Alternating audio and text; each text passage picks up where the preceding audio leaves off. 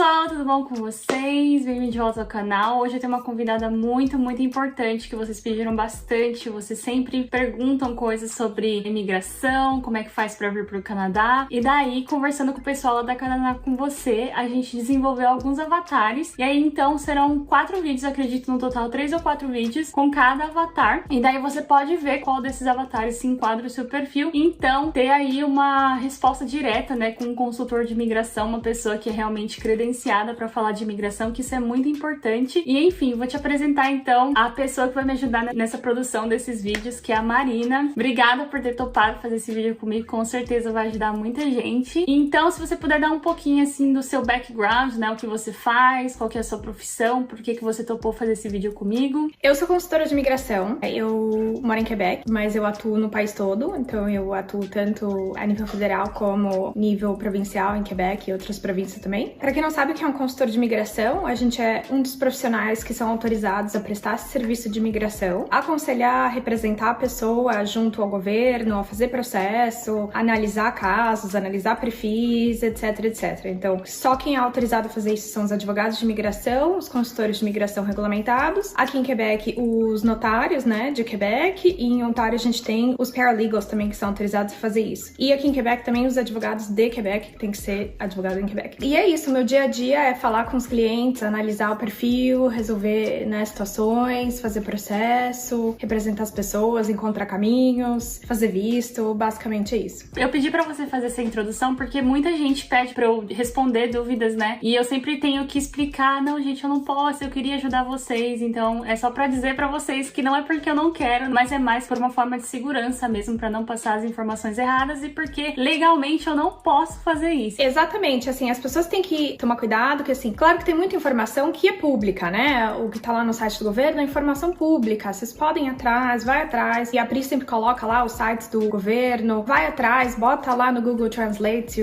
se o inglês ou o francês não tá bom ainda, mas tem que tomar cuidado com as informações, né? O pessoal que fica muito lá falando nas mídias sociais, e porque eu fiz assim, porque eu fiz assado, cada caso é um caso, cada história é uma história, cada contexto é um contexto, então tem que realmente buscar as informações de maneira correta. Não necessariamente precisa de um profissional, se você não quiser investir nisso, mas você ir atrás você mesmo, pesquisar, ler sobre, passar a mão no telefone, ligar na central do governo pra perguntar, esse tipo de coisa. Fechou então. Então vamos começar a falar de qual perfil a gente vai estar falando aqui pra vocês. Como eu falei, serão alguns avatares. Eu vou deixar aqui na tela quais os perfis que serão ao longo desse novo quadro aqui do canal, acredito. Então o primeiro perfil seria mulher ou homem entre 18 e 30 anos, que fez ou está fazendo o intercâmbio de au pair, tem diploma de ensino superior em qualquer área e fala inglês intermediário ou é fluente. Aí, para essas pessoas que têm esse perfil, quais seriam, assim, as opções mais viáveis ou as mais fáceis? É complicado dizer, né, assim, porque esse é um perfil bem amplo, né, assim, muita gente tem esse perfil e a gente tem uma questão de que área que nível de inglês é exatamente isso, será que essa pessoa fala francês, será que essa pessoa é casada? Então, tem vários fatores aí que a gente não sabe desse perfil. De repente, o que vale é fazer uma análise mais detalhada e ver que caminhos essa pessoa tem. Essa pessoa poderia ser caregiver, se ela tivesse uma oferta de trabalho, pelo que me parece. Essa pessoa poderia, de repente, fazer o processo de residência dela pelo Express Entry, se ela tiver pontuação. De repente, a gente não sabe, ela tem uma pós-graduação, de repente ela tem um básico de francês. Ela poderia vir estudar no Canadá, acho que isso é interessante. Eu conheço vários au pairs que vieram pra cá estudar e aí, a partir daí, né, já desenvolveram uma base do inglês em fazendo o au pair. Tem outros programas também, né, assim, às vezes essa pessoa é formada em TI, ela pode vir trabalhar, recebe uma vaga de trabalho, outros programas vários, né, às vezes essa é uma pessoa empreendedora, ela pode entrar por um dos programas de empreendedorismo, esse tipo de coisa. Então, só pra deixar claro, gente, o pessoal da Canadá com vocês faz uma análise de perfil gratuita, então eu vou deixar o link aqui pra vocês na descrição, que eu acredito que seja mais fácil, mas já por esse vídeo você já vai ter uma boa noção aí de quais são as opções, além das outras milhões de opções que existem aí de processos no Canadá. A gente tá falando de maneira geral, né? Tem que realmente verificar, não é porque você...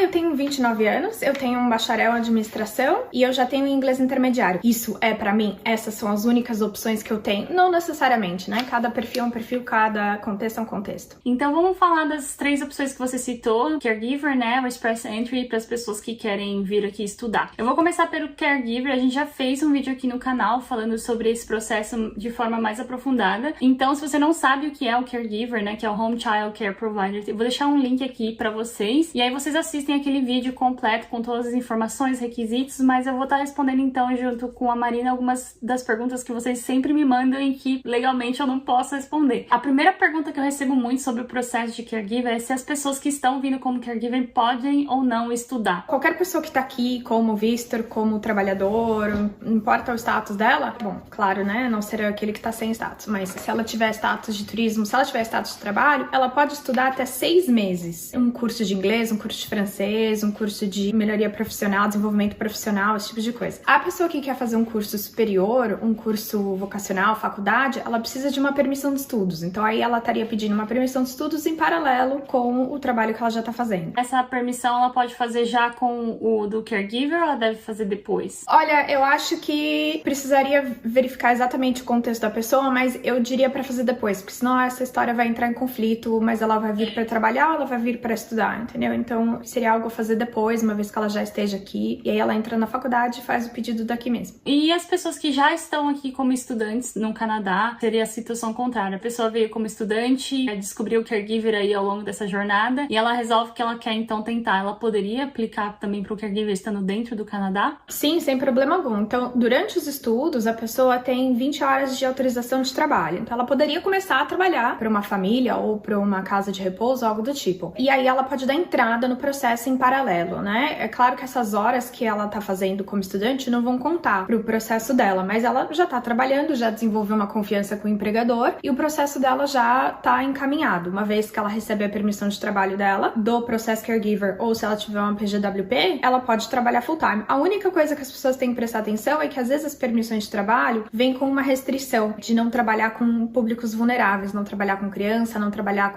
na área de saúde. Isso é devido a pessoa não ter feito ainda um exame médico e aí a permissão vem com a restrição. Então, se for o caso, aí a pessoa faz o exame médico, troca a permissão e aí ela pode trabalhar. Mas qualquer um que tiver um status de trabalhador pode fazer esse tipo de processo. Ah, então mesmo aquelas pessoas que estão aqui, por exemplo, com um cônjuge, a pessoa veio estudar e tá com visto de trabalhador. Sim. Esse tem sido um caminho bem legal para os cônjuges. Tenho vários clientes que são cônjuges e que entraram nesse caminho. Tem sido bem bacana. A situação é muito comum, né? Às vezes quem veio para estudar é o marido, a esposa tá aqui, o inglês dela ainda não tá muito legal. Como esse programa tem uma exigência baixa, né, de inglês, ela começa a trabalhar ou de babá ou de cuidadora e já entra no processo. Tem vários clientes nesse perfil. E uma pergunta que eu recebo bastante também é se é possível agilizar o processo de caregiver para quem já está dentro do programa de au pair. Vamos supor, a pessoa tá nos Estados Unidos agora ou tá na Europa e tá vendo a possibilidade de vir pro Canadá. Se ela encontrar esse empregador, ela poderia já fazer essa aplicação? Sem problema. Então, esse programa pode ser feito de dentro do Canadá ou de fora do Canadá. Quando você entra lá no site da imigração, imagino, né, Pri, você vai colocar lá o link. Então, você tem o passo a passo, né? Quanta experiência você tem, se você tá fora do Canadá, se você tá dentro do Canadá. Se você estiver dentro, ele vai perguntar que tipo de status você tem. E aí, ele vai te... Então, a pessoa pode fazer esse programa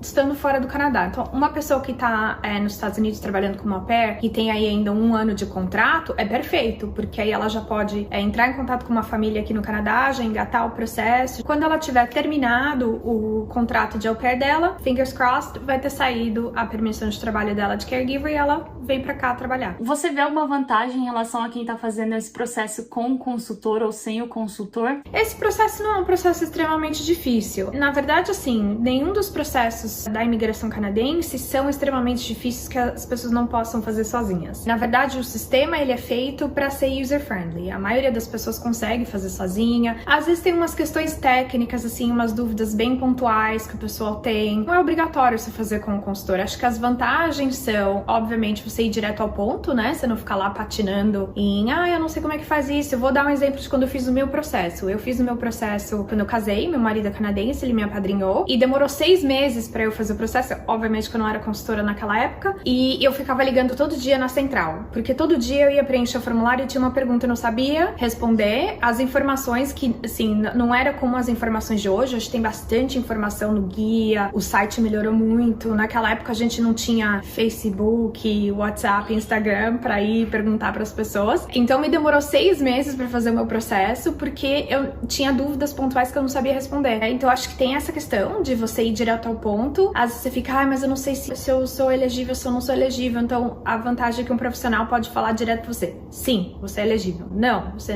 não é elegível, então acho que a questão do tempo, né, a questão da mão de obra também, porque tem bastante formulário. Esse processo caregiver em particular é um processo no papel, então tem bastante formulário para preencher. E como ele é um processo que combina permissão de trabalho com residência permanente, então tem mais, né, formulário ainda. E se você tiver família, ainda tem os formulários dos familiares, então assim, né, é um calhamaço desse tamanho. Então tem a questão de tempo, a questão da mão de obra, a questão do conhecimento, e acho que a questão um pouco mais de segurança, né, no sentido de que, putz, é um processo que demora tanto, e se eu fiz alguma coisa errada pra eu descobrir daqui 6 meses que eu fiz um negócio errado? Então acho que tem essa questão, a questão do acompanhamento, porque numa segunda etapa desse processo, quando você tiver acumulado 24 meses de experiência, a gente tem que enviar toda essa documentação pro governo. Então, se ter uma pessoa apoiando, é legal pra isso, né? Olha, tá aqui, Marina, eu já completei os meus 24 meses de experiência, tá aqui a minha documentação, eu vou lá, entro em contato com o governo. Então, nosso papel é esse, ser o facilitador entre o indivíduo e o governo. Eu sempre falo que é também importante a galera procurar pessoas de confiança, porque eu já passei pelo processo de encontrar profissional de imigração que não trabalhava com a seriedade que eu precisava, e eu tive experiências ruins também. Então, eu sempre falo pra vocês que eu jamais vou indicar aqui um profissional se eu realmente não tiver conhecimento daquela empresa. Então, queria deixar bem claro aqui que o pessoal da Canadá com você é um pessoal que é muito alinhado em relação a isso comigo. Eles fazem um trabalho muito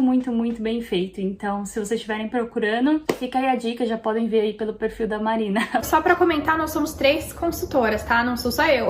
Eu não aguento todo o barco, gente. Então, somos 3 consultoras. Tem eu tô aqui em Quebec, a Virginia Mello, que fica em Ontário, e a Ariane Antunes, que fica em Calgary, em Alberta. Então, a gente meio que divide a carga de trabalho. Temos mais ou menos o mesmo nível de experiência, assim, em termos de anos de experiência, tipos de processo que a gente faz. E é isso. Então, vocês podem mandar um e-mail, entrar lá no site da Canadá com você, mandar um e-mail, você vai chegar em alguma de nós. E a outra pergunta que eu tenho em relação ao caregiver é: quais são as vantagens de fazer o caregiver ao invés de um visto de trabalho ou estudo? O visto de trabalho, então, só pra explicar que ele funciona assim. Não tem como a gente ir simplesmente pedir um visto de trabalho, né? Canadá, eu quero ir trabalhar no Canadá, me dá um visto de trabalho? Isso não acontece. Seria o sonho de muita gente, seria ganhar na loteria. Então, pra você ter uma permissão de trabalho no Canadá, ou você precisa passar pelo processo da LMIA, você não, né? A empresa que passa, na verdade. Então, quando o empregador canadense ele quer trazer um estrangeiro, ele precisa justificar pro governo que ele tem uma demanda de mão de obra, né? Então, ele precisa tentar recrutar, ele precisa justificar por que ele quer trazer esse estrangeiro, que esse estrangeiro preenche as necessidades da vaga que ele tem e como que ele vai transferir esse conhecimento para os canadenses, etc, etc. É um processo chato, é um processo longo, é um processo caro para o empregador. Então, realmente, assim, você não vai ter, por exemplo, um assistente administrativo vindo de um outro país para fazer essa função aqui, mas você vai ter muita gente de TI, você vai ter muita gente de funções com bastante demanda, o pessoal de fábrica. Aqui em Quebec tem muita vaga para trabalhar em fábrica, pessoal da área da saúde de algumas funções, pessoal que trabalha, por exemplo, como preposé, seria o auxiliar de enfermagem, né? Não sei como que é a tradução disso no Brasil. Então tem algumas funções em particular que você consegue encontrar um empregador e fazer o seu processo e chegar aqui com um visto de trabalho. Então tem essa questão. Existem algumas isenções de LMIA, que são processos bem pontuais, assim, são contextos bem pontuais. Não acontece todo dia, não é pra todo mundo. E o visto de trabalho, o visto de estudos, ele é um visto bacana, né? Mas assim, não é a única opção. O pessoal sempre acha que é o caminho mais fácil. Não necessariamente. Não é pra todo mundo. Eu não recomendo pra todo mundo. Tem muita gente que fala, eu quero ir estudar. Eu falo, mas você já tá pronto pra fazer a residência? É a residência que você quer? Então faça a residência. Então assim, depende muito de cada caminho. Se a pessoa quer vir trabalhar como caregiver, já tem os requisitos, a vantagem desse processo é que ele já combina os dois. Você já vem assim, eu já vou com trabalho, tem uma previsibilidade, você já tem um caminho, tem uma luz no fim do túnel. Quem vem, por exemplo, para estudar, o pessoal dos estudos vive o que eu chamo de vida de visto. A vida de visto é uma vida complicada, né? Tudo é caro, você não tem acesso a nada, você não sabe se vai dar certo a residência, não sabe se vai arrumar emprego, aí você arrumou um emprego maravilhoso, o empregador olhou para a tua permissão de trabalho e falou, putz, vai acabar daqui a um ano? Mas eu não quero ter que treinar uma outra pessoa daqui a um ano. Então, assim, esse programa é bacana nesse sentido, né? Mas ele, de certa maneira, é um processo mais longo, porque você tem que encontrar um empregador, aí você vai fazer todo o processo, que vai demorar aí pelo menos um ano, tá demorando mesmo. Aí você vai trabalhar 24 meses pra então finalizar. Então, no todo, a gente tá falando aí de um processo de 4 ou 5 anos, né? Versus, de repente, uma pessoa que já vem pra trabalhar e que tem os outros critérios, né? Então, essa pessoa, por exemplo,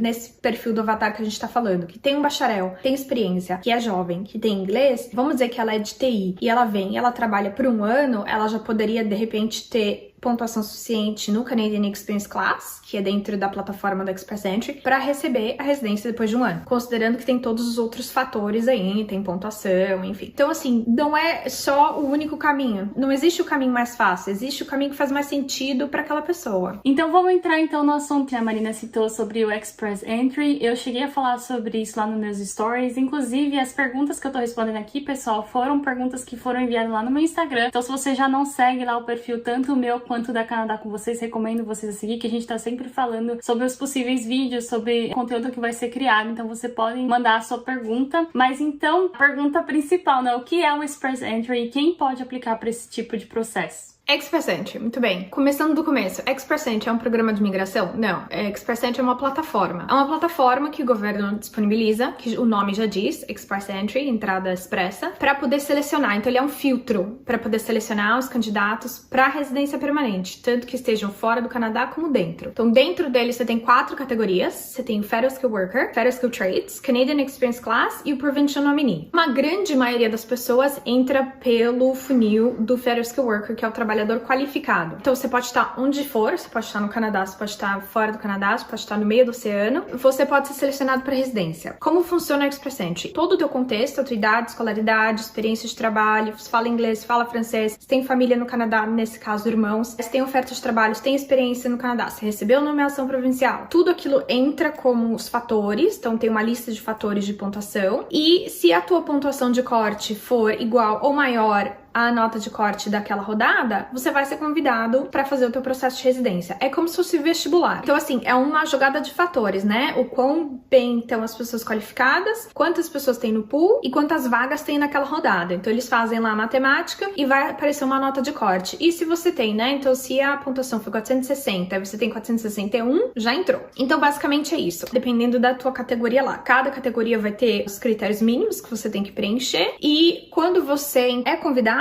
você tem que enviar toda a documentação para comprovar que aquilo que você falou é verdade. E aí você vai fazer o processo normalmente demora uns 6 meses e vai receber a tua residência permanente. Nossa, que rápido que é, eu não sabia que era tão rápido. Express Entry.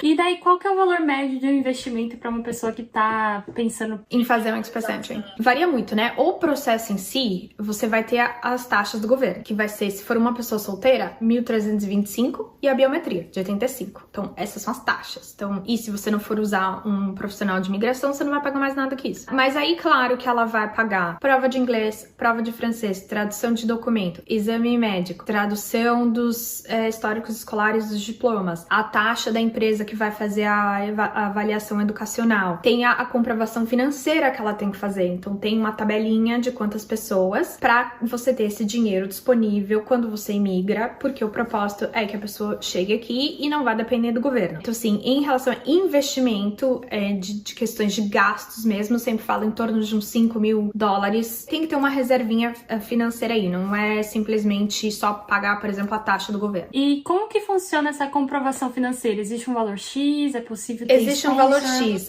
tem uma tabela, então você tem lá uma tabelinha, uma pessoa tem que comprovar X, 2 pessoas, Y, 3, e assim por vai. Esse dinheiro tem que estar no banco disponível, então o banco vai dar uma documentação para você falando, né, Priscila, tem a quantia X disponível. Normalmente eles querem ver 6 meses de saldo para ter certeza que esse dinheiro pertence a essa pessoa, né, que de repente ela tinha 0 e aí no dia seguinte ela tinha R$60 mil, da onde veio esse dinheiro. Então eles querem entender que esse dinheiro é da pessoa e o propósito realmente é para que a pessoa possa chegar aqui e poder se estabelecer, né? Porque às vezes a pessoa não vai logo de cara encontrar uma oferta de trabalho, então é realmente para ela não ir atrás de ajuda de governo, esse tipo de coisa. Algumas pessoas são isentas dessa comprovação financeira. Canadian Experience Class, que é o pessoal que tem 1 ano de experiência aqui no Canadá, é isento de comprovação financeira. Muita gente não sabe disso. O pessoal que tem uma oferta de trabalho com LMIA, que a pessoa foi, né, a empresa que trouxe a pessoa pessoa e que já tem uma permissão de trabalho e tá trabalhando aqui, é isenta de comprovação financeira. Então, não é todo mundo que precisa comprovar. Mas a grande maioria do pessoal que tá, por exemplo, no Brasil, que tá se preparando lá, eles vão ter que comprovar essa quantia. Então, só para explicar para vocês qual seria o tempo de duração desse processo. Se a pessoa estiver pronta hoje, eu diria aí pelo menos uns 3 meses para ela fazer as provas, fazer a documentação, tem que fazer a equivalência educacional, ela vai entrar no perfil, ela vai ser selecionada, ela tem aí 60 dias, agora com a pandemia são 90, mas o normal são 60 dias para enviar o processo em si, e aí 6 meses de duração do processo. Então, assim, eu diria que entre 8 meses e 1 ano, se a pessoa estiver pronta. Se a pessoa não está pronta, se ela ainda tem que estudar inglês, se ela ainda tá fazendo uma pós-graduação e tal, claro que isso pode demorar muito mais, pode ser um planejamento a longo prazo. Então vamos falar agora para as pessoas que viram essas opções, mas elas ainda querem saber sobre estudar no Canadá, como que funciona esse processo, né? Eu recebi também algumas perguntas lá no Instagram. A primeira pergunta que eu recebi foi se a pessoa que quer vir fazer cursos de idioma, por exemplo, se ela quiser fazer 1 ano de curso de idioma ou se ela quiser fazer faculdade, como é que funciona isso? Se a pessoa já tem um visto de turismo, já tem um ETA, ela pode vir estudar idiomas até 6 meses, sem poder trabalhar. E aí, a dificuldade é que se ela quiser estender, ela tá travada, porque ela precisa de uma permissão de estudos que ela não vai poder pedir aqui no Canadá. Essa permissão de estudos tem que ser feita fora. Então, se a pessoa já tem em mente, eu vou fazer 6 meses de inglês, depois eu vou fazer 6 meses de francês, depois eu vou fazer um college, já sai do país de origem com uma permissão de estudos. Você tem uma noção do valor médio de investimento nessa questão, tanto para a faculdade quanto para quem quer fazer curso de idioma? Curso de idioma não é a minha especialidade. Entre em contato com o pessoal da Canadá com você, com os meninos da Canadá com você, Luciano e Eduardo, e eles vão poder passar as opções de cursos de inglês, de orçamento e tal. Esses cursos eu não tenho muito contato. E de faculdade também é a mesma coisa, se eles quiserem saber.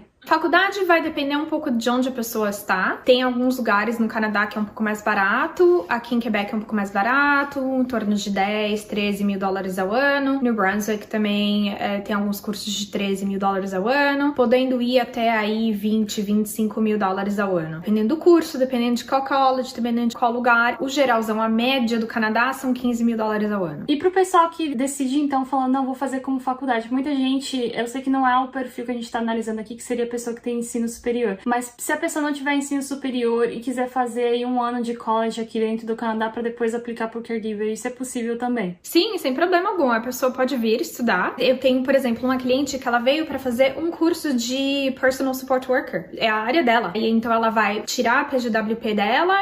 Assim que ela fizer o pedido da PGWP dela, ela já tem emprego alinhado já vai começar, já vai preencher o formulário do caregiver, já vai dar entrada. Ela veio para isso. Assim, essa é a área dela. Como que funciona a comprovação financeira para as pessoas que querem vir estudar? Existe também um valor X? É possível ter sponsor? Existe um valor mínimo que o governo pede para a vivência, então eles pedem que seja o custo, né, do ano dos estudos mais a vivência da família de acordo com... Então tem uma tabelinha lá para federal, uma tabelinha para Quebec, mas assim, aquele valor lá é o mínimo do mínimo do mínimo. Sinceramente, honestamente, quem tá com o dinheiro muito apertado, é muito arriscado fazer um processo assim. A comprovação financeira geralmente é extratos bancários, imposto de renda, contra-cheque, investimento, poupança, enfim, né? O que a pessoa tem lá de comprovação financeira. Às vezes a pessoa tem uma renda, por exemplo, ela tem apartamentos e ela aluga aqueles apartamentos e é daquela renda que ela vive, enfim, ela tem um negócio e tal. Então a comprovação de renda varia um pouco de caso a caso. O pessoal me pergunta, quanto preciso? Eu falo, quanto mais melhor.